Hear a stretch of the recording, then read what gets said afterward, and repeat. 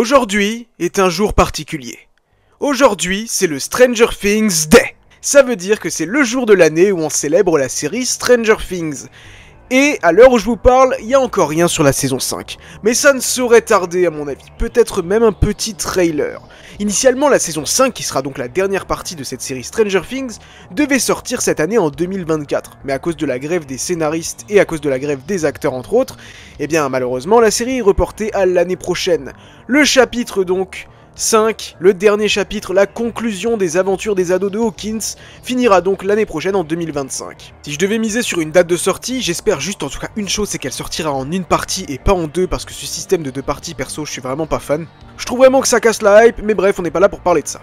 Mais du coup, si je devais miser, je dirais qu'elle sortira comme la saison 4, c'est-à-dire un petit peu avant les vacances d'été. Parce qu'en toute logique, elle prendra place dans la chronologie de Stranger Things directement après les événements, justement, du coup, de la fin de la saison 4.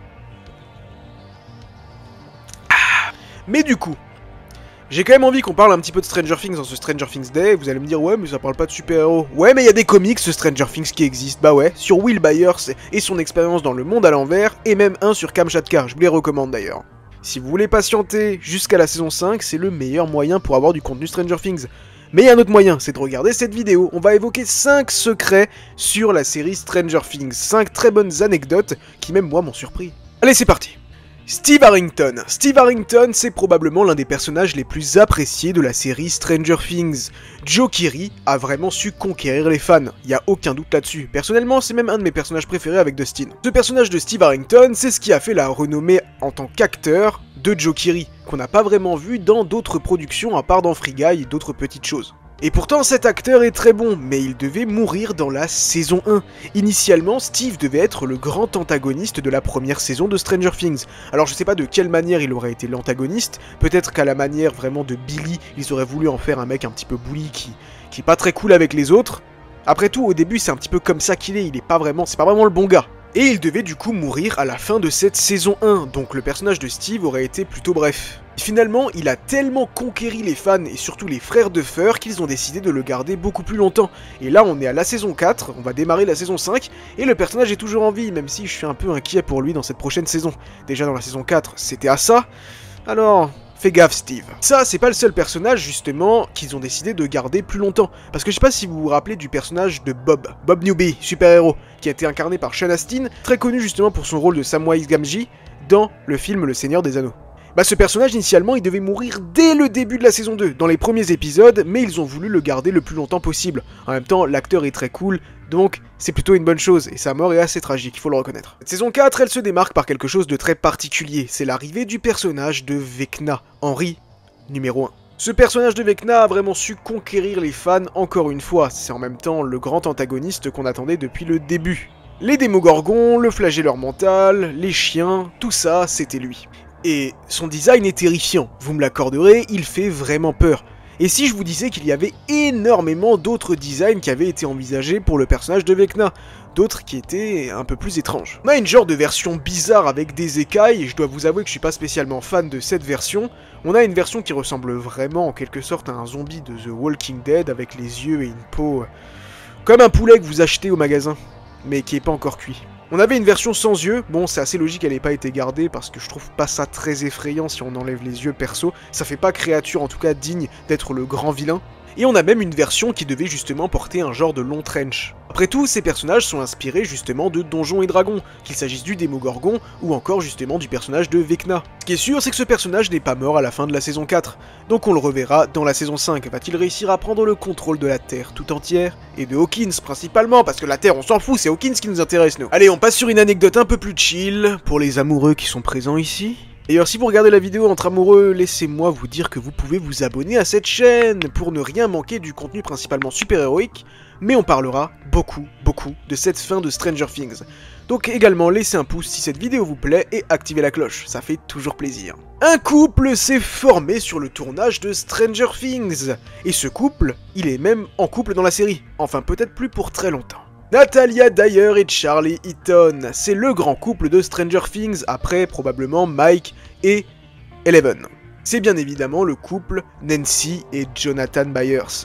C'était clairement le couple tendance dans les premières saisons avec cette petite rivalité, ce trio amoureux avec Steve, trio qui a un petit peu repris en quelque sorte dans cette saison 4. Donc j'ai vraiment hâte de voir dans quelle direction ils vont aller dans la saison 5, mais encore une fois, j'ai peur pour Steve, ça sent pas bon. Surtout que pour rappel, les créateurs, les frères Duffer ont déclaré que dans cette saison, il y allait y avoir beaucoup de morts. On a déjà perdu Eddie, ne perdons pas Steve aussi, vous voulez vraiment détruire Dustin? À moins que vous vouliez tuer Dustin. Il nous reste 2 secrets, mais on peut les mettre en un gros secret. La série a failli ne jamais voir le jour. Aujourd'hui, c'est probablement le plus gros succès avec la Casa de Papel de la série Netflix, et également avec les Squid Game, etc. Mais Stranger Things, je pense que c'est vraiment ce qui a fait la renommée de la plateforme, et qui l'a propulsé au rang de première plateforme de streaming. Et pourtant, les frères Duffer ont dû vraiment batailler pour que la série voie le jour. Apparemment, ils auraient vu 15 à 20 fois avec Netflix, où ils leur auraient pitché la série, pour qu'enfin ils finissent par accepter.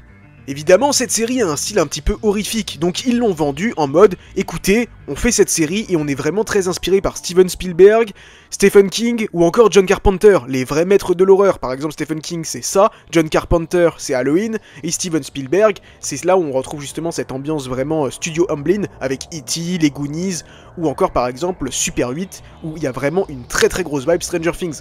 D'ailleurs, pour le coup, justement, si vous attendez cette saison 5 de Stranger Things et que vous avez jamais vu le film Super 8 de Steven Spielberg, je vous le recommande, vous allez clairement vous y retrouver là-dedans. Des jeunes dans une petite ville américaine qui étudient des phénomènes étranges et qui sont passionnés par la pop culture en quelque sorte, clairement vous allez kiffer. Même si c'est Steven Spielberg producteur et réalisé par J.J. Abrams, mais J.J. Abrams c'est tout aussi cool. Continuons avec un petit peu de nostalgie et revenons aux origines de la série Stranger Things. L'objectif de la série Stranger Things, c'était de parler de 2 grandes thématiques. Tout d'abord, la disparition paranormale d'un enfant dans une petite ville américaine, le personnage donc de Will Byers qui disparaît dans des conditions étranges. Il y a une autre très grande thématique dans cette série, c'est la guerre froide avec les Russes, et ils voulaient justement revisiter des expériences qui ont eu lieu du côté américain lors de cette guerre froide, notamment un. Ils se sont inspirés de l'histoire du projet MKUltra. Mais alors qu'est-ce que c'était le projet MKUltra ? Projet MKUltra, c'était un programme expérimental illégal qui a eu lieu entre 1953 et 1973. Ce projet visait à affaiblir la condition et la volonté humaine afin d'obtenir des aveux. Ouais, c'est assez chaud quand même. Mais ils ont un petit peu modifié le truc avec du coup les expériences qu'on a dans le labo, le docteur Brenner, etc. pour rendre le truc un petit peu plus paranormal justement, et également pour s'inspirer des films de leur enfance, comme par exemple les Goonies que je vous ai cités précédemment. Voilà, j'espère que ça pourra vous faire un petit peu patienter en attendant cette saison 5 de Stranger Things, et déjà un vrai premier trailer, ça serait déjà très cool, histoire de pouvoir se positionner, théoriser, parce que clairement il va y avoir énormément de choses à dire là-dessus. Et encore une fois, si vous souhaitez patienter, je vous redirige vers les comics, vous trouverez les liens dans la description, ils sont très cool. Comme dit, il y en a un sur Will Byers, et que sa disparition où on suit son point de vue dans la saison 1 quand il est dans l'Upside Down, et on en a un autre sur le camp de concentration Kamchatka, camp qu'on peut voir justement du coup dans la saison 4, là où Hopper est envoyé. Oui, vous savez, là où on a cette superbe scène où il prend l'épée pour affronter le démon Gorgon avec Running Up That Hill. Oh, mon anglais est toujours aussi catastrophique. Enfin bref, c'est tout pour cette vidéo. Comme dit, si vous avez aimé, laissez un pouce, abonnez-vous et activez la cloche. Et on se retrouve très bientôt à Hawkins.